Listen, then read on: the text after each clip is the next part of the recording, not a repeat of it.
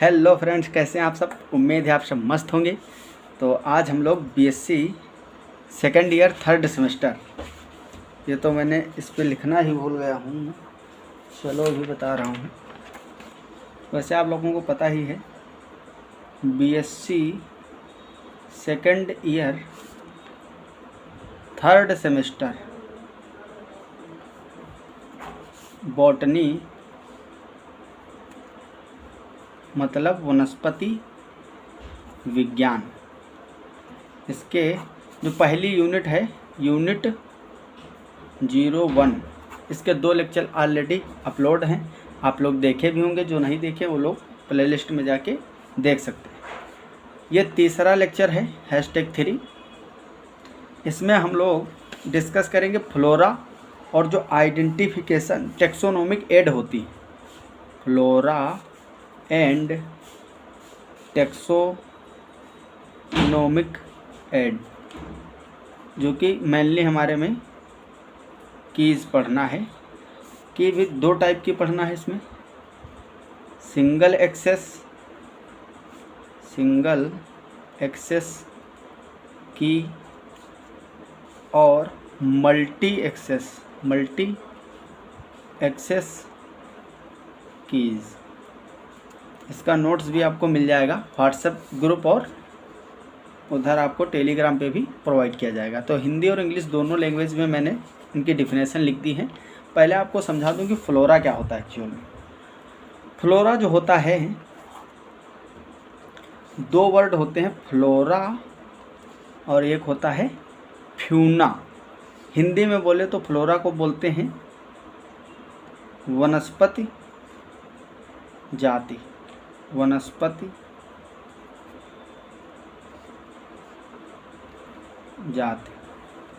और इसको बोलते हैं प्राणी जाति। इसका मतलब है फ्लोरा का किसी एक विशेष टाइम पर, किसी दिए हुए विशेष टाइम पर, किसी एक स्पेसिफिक रीजन में जितने भी प्लांट्स होते हैं उसको हम फ्लोरा कहते हैं। और किसी विशेष समय पर एक विशेष स्थान पर उपस्थित एनिमल्स को हम कहते हैं फ्यूना। मतलब मान लीजिए ये कोई एक रीजन है, जैसे मैं इलाहाबाद में रहता हूँ, तो ये है इलाहाबाद है। किसी विशेष टाइम कहने का मतलब जैसे कि 10 साल पहले की बात नहीं, प्रेजेंट टाइम में, इसी टाइम में इलाहाबाद में कितने प्लांट्स हैं उनको हम कलेक्टिवली फ्लोरा बोलते हैं। ठीक है, तो इस तरह से फ्लोरा होता है। और अगर हम प्राणियों की बात करते हैं तो उसको फ्यूना कहते हैं। पादप की बात करोगे प्लांट्स की तो फ्लोरा बोला जाएगा। तो फ्लोरा और फ्यूना आपको समझ में आ गया होगा। फ्लोरा और फ्यूना ये जातीय विविधता को भी प्रदर्शित करते हैं कि यहाँ पे कितना जातीय विविधता है, कितने प्रकार की स्पीसीज पाई जाती है। वैसे अपने यहाँ बात की जाए तो अपने यहाँ इंडिया में एंजियोस्पर्म जो है, एंजियोस्पर्म की लगभग 18,000 स्पीसीज हैं, स्पीसीज प्रेजेंट है ऑल ओवर इंडिया। इंडिया भी हमारा एक बहुत ही फ्लोरिस्टिक मतलब रीजन है, काफ़ी रिचेस्ट फ्लोरिस्टिक रीजन है। पूरे वर्ल्ड में बात करें तो वर्ल्ड के ऑल प्लांट का 6 से 7% होता है प्लांट्स। ठीक, ऑल ओवर वर्ल्ड। केवल एंजियोस्पर्म की बात कर रहे हैं। एंजियोस्पर्म में अगर जिम्नोस्पर्म वगैरह टेरिडो ब्रायो सब जोड़ लें तो काफ़ी स्पीसीज हैं हमारे यहाँ इंडिया में, लेकिन एंजियोस्पर्म की 18,000 जातियाँ पाई जाती हैं, जो कि 6 से 7% ऑल ओवर वर्ल्ड की हैं, पूरे विश्व के हिसाब से देखा जाए तो इस तरह से फ्लोरा होता है। फ्लोरा मतलब एक विशेष समय पर किसी एक विशेष क्षेत्र की जो पादप जातियाँ होती हैं उनको हम कहते हैं फ्लोरा। फ्लोरा किसी विशेष समय में एक विशेष स्थान में उपस्थित सभी पौधों को बताता है, या दूसरे शब्दों में किसी विशेष क्षेत्र या काल विशेष में पाए जाने वाले सभी पेड़ पौधों को सम्मिलित रूप से वनस्पति जाति कहा जाता है। वनस्पति जात कहा जाता है या फ्लोरा। इंग्लिश में कैसे हम लिखेंगे इसको? Flora is all the plant life present in a particular reason और टाइम पार्टिकुलर रीजन और पार्टिकुलर टाइम, ऐसा नहीं कभी भी हम बात कर रहे हैं किसी एक गिवन टाइम में। Generally the naturally occurring native plants sometimes bacteria and fungi are also refer to as flora. जैसे कि हम माइक्रो फ्लोरा यूज करते हैं वर्ड, ठीक है, मिल्क फ्लोरा बोल देते हैं, गट फ्लोरा बोल देते हैं, क्योंकि एक पार्टिकुलर समय पे हमारे गट मतलब समझते हो आप एलिमेंट्री कैनाल, या फिर मिल्क फ्लोरा बोलते हैं। जैसे कि आप समझो मिल्क माइक्रो फ्लोरा, ये इसका क्या मतलब है। मान लो आपके पास 1 लीटर मिल्क है, काऊ का हो या दूसरा हो, मिल्क है आपके पास, तो माइक्रो फ्लोरा बताया गया है। मिल्क माइक्रो फ्लोरा मतलब किसी पार्टिकुलर टाइम में अगर चेक किया जाए तो उसमें बहुत सारे माइक्रो ऑर्गेनिजम्स होंगे, बैक्टीरिया वगैरह, फंजाई के स्पोर्स, तो वो जितने भी प्रेजेंट है उसको हम बोलते हैं micro flora, milk micro flora. इसी तरह से गट माइक्रो फ्लोरा बोला जाता है, ठीक है। तो इसमें एग्जांपल है sometimes bacteria and fungi are also referred to as flora as in the terms gut flora और स्किन फ्लोरा। जैसे हमारी स्किन पे बहुत सारे बैक्टीरियाज और स्पोर्स जो होते हैं, बैक्टीरिया के स्पोर हों या फंगस के स्पोर हों, माइक्रो ऑर्गेनिज्म स्किन पे बहुत सारे करोड़ों की संख्या में रहते हैं, तो वो भी एक पार्टिकुलर रीजन में है और एक गिवन टाइम पे एक फ्लोरा का ही निर्माण करते हैं। Plants are grouped into house based on region, जैसे floristic region, period, special environment और climate. Region can be distinct habitats like mountain. अब इसमें देखो कई टाइप के फ्लोरा हैं, जैसे कि नेटिव फ्लोरा, नेटिव मतलब स्थानीय फ्लोरा। बहुत सारे प्लांट होते हैं तो हम बोल देते हैं ये वहाँ का नेटिव प्लांट है, मतलब ये वहाँ का स्थानीय पादप है, ये और कहीं बहुत ही रेयरली मिलेगा। बहुत सारी ऐसी वनस्पतियाँ हैं, जैसे मेरा जो घर है वो लखीमपुर खीरी में पड़ता है, मैं अभी यहाँ इलाहाबाद में रहता हूँ, तो बहुत सारे प्लांट ऐसे हैं जो हमारे यहाँ उगते हैं खेतों में, वो यहाँ देखने को नहीं मिलते। जनरली देखा जाए तो मतलब क्लाइमेट तो वही है, बहुत ज़्यादा चेंज नहीं, इसलिए मैक्सिमम मिल जाते हैं। लेकिन कुछ एक प्लांट हैं जो थोड़ा सा भी क्लाइमेट चेंज है फिर भी यहाँ पे नहीं मिलते हैं। कुछ ऐसे प्लांट यहाँ हैं जो ज़्यादा प्रभावी हमारे यहाँ नहीं मिलते, तो जो जहाँ प्रभावी होते हैं उसको हम वहाँ का नेटिव प्लांट बोलते हैं। इसीलिए उसी तरीके से नेटिव फ्लोरा होता है, the native and indigenous flora of an area. दूसरा है एग्रीकल्चरल और हॉर्टिकल्चरल फ्लोरा। ये मतलब ये फ्लोरा हम लोग खुद तैयार करते हैं, मानव निर्मित या आर्टिफिशियल बोल सकते हो, है तो नेचुरली ही, क्योंकि प्रकृति का भी इसमें पूरी हेल्प रहती है। एग्रीकल्चरल फ्लोरा जो है और हॉर्टिकल्चरल, जैसे कि हम लोग अभी गेहूं की बुआई करेंगे, धान की बुआई करेंगे, तो वो जो फ्लोरा एक पार्टिकुलर रीजन में, मान लो आपका खेत है कितना भी हो, 1 हेक्टेयर है, 2 हेक्टेयर या एकड़ है, तो उसमें आप मान लो गन्ने की बुआई कर दिए, तो जो प्लांट उसमें उगे और भी चीज़ों की बुआई कर दी आपने साथ में, तो एक फ्लोरा तैयार हुआ उस पार्टिकुलर रीजन में, तो वो मानव निर्मित है, ठीक है, ह्यूमन के द्वारा बनाया गया। तो एग्रीकल्चरल फ्लोरा और हॉर्टिकल्चरल फ्लोरा बनता है। इसको जैसे कि गार्डन फ्लोरा भी बोलते हैं उसको। गार्डन हम लोग एक तैयार करते हैं तो उसमें भी एक स्पेसिफिक टाइम में, एक विशेष रीजन में, थोड़े से भाग में हम तैयार करते हैं गार्डन, तो वो भी एक फ्लोरा बनाता है। The plants that are deliberately grow by humans, ठीक है, ह्यूमन के द्वारा बनाए गए। इसी तरह से वीड फ्लोरा होता है। वीड फ्लोरा मतलब ऐसे प्लांट जिनकी कोई ज़रूरत ही नहीं है, कोई आर्थिक महत्व नहीं है, विदेशी जातियां हैं, हमारे यहाँ आ गई हैं, उनका कोई काम नहीं है और उगी हैं। बहुत सारे ऐसे रीजन हैं जहाँ इसी प्रकार के बेकार खरपतवार लगे रहते हैं कई किलोमीटर तक, ठीक है, जो खाली जगह पड़ी रहती है, तो उसको बोलते हैं वीड फ्लोरा। वीड मतलब, अच्छा ये वीड आ कैसे जाते हैं, जैसे हमारे मैक्सिकन गेहूं की एक किस्म लाई गई थी आज से कई सालों पहले, ठीक है, तो उसमें एक मैक्सिकाना नाम का वीड आ गया था। वो वीड आज की डेट में बहुत ज़्यादा प्रभावी है, 0 फीट के एरियाज़ में बहुत ज़्यादा उगता है, जो मरुभूमि इलाके हैं वहाँ पे। तो इस तरह से वीड आ जाते हैं। मान लो विदेशों से जो स्पीसीज कोई लाई गई कभी, तो उसी के साथ में विदेशज जातियाँ आ गई, 1-2 प्लांट्स, और धीरे धीरे वो ग्रो कर गए, तो बहुत सारी संख्या में हो गए, तो इसीलिए वीड फ्लोरा भी होता है। Traditionally this classification was applied to plants regarded as undesirable and study in efforts to control and eradicate them। ठीक है, इसको कंट्रोल, वीडिसाइड आप जानते हो दवाई आती है वीडिसाइड, वीड खरपतवार को नष्ट करने वाली, तो हम लोग खेतों में यूज करते हैं। बहुत सारी खरपतवार होते हैं, हम निराई गुड़ाई करते हैं तो उन सबको निकाल देते हैं ना, मैन फसल रखते हैं अपने खेत में। प्रोमिनेंट एग्जाम्पल्स ऑफ फ्लोरा, इसमें कुछ एग्जाम्पल वगैरह की बात करेंगे। The flora of India is one of the richest in the world. पूरे वर्ल्ड में अगर हम इंडिया की बात करें तो एक बहुत बड़ा अपने आप में फ्लोरा है, क्योंकि हमारे इंडिया में लगभग 22% जंगल है, फॉरेस्ट है, 22% फॉरेस्ट है।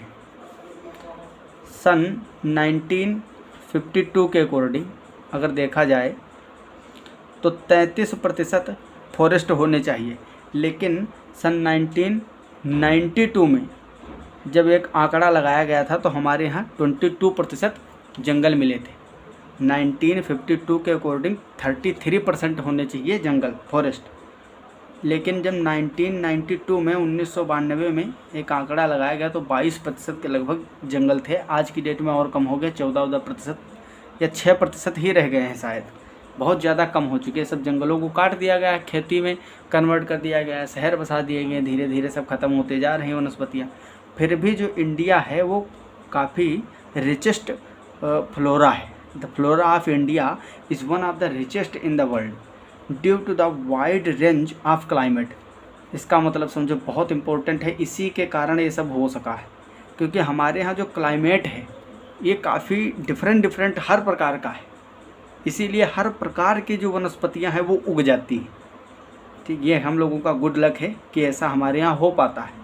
हर प्रकार की मिट्टी हमारे यहाँ, हर प्रकार की जलवायु अलग अलग रीजन में, due to the wide range of climate, topology and habitat in the country.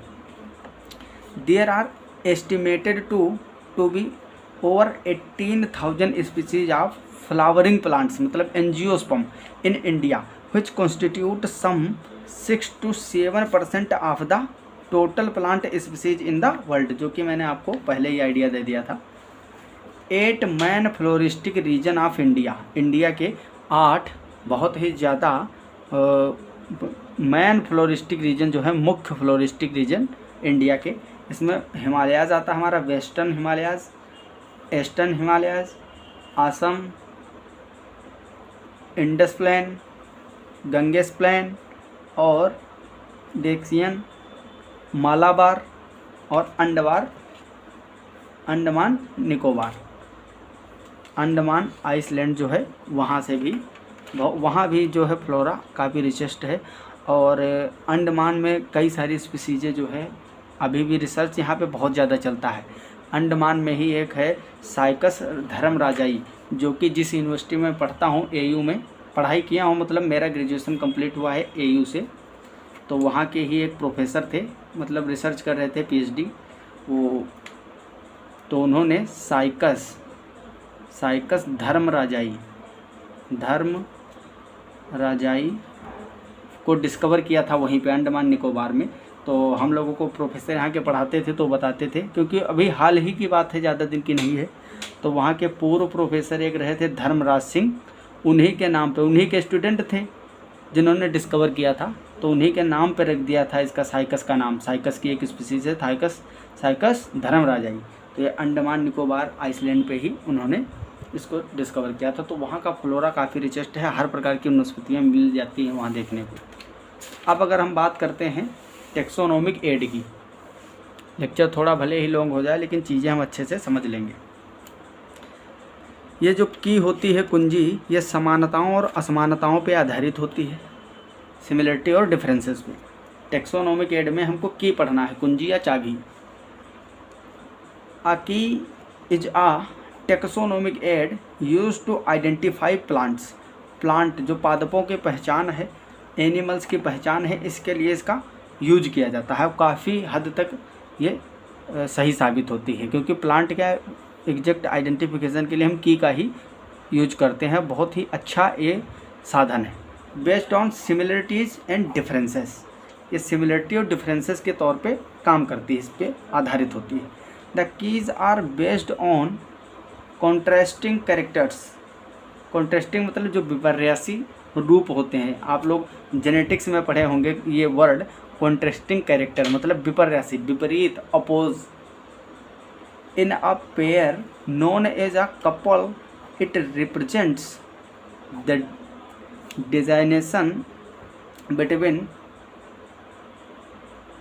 represents the decision between two opposing options with only one accepted and the other rejected।